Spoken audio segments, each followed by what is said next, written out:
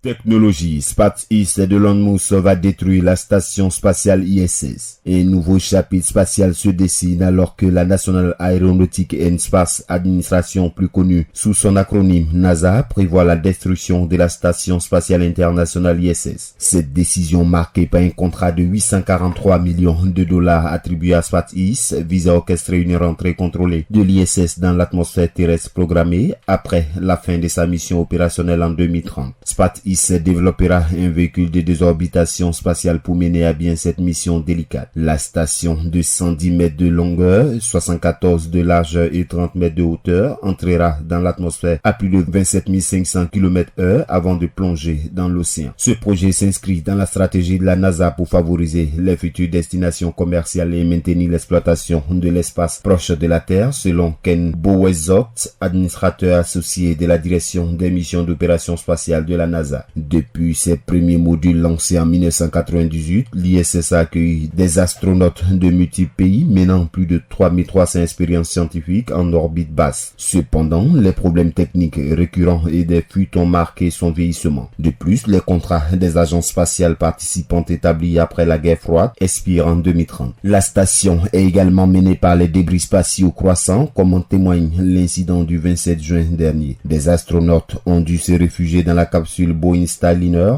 après qu'un satellite russe fragmenté a menacé l'ISS. Heureusement, les opérations ont pu reprendre normalement après 1 heure.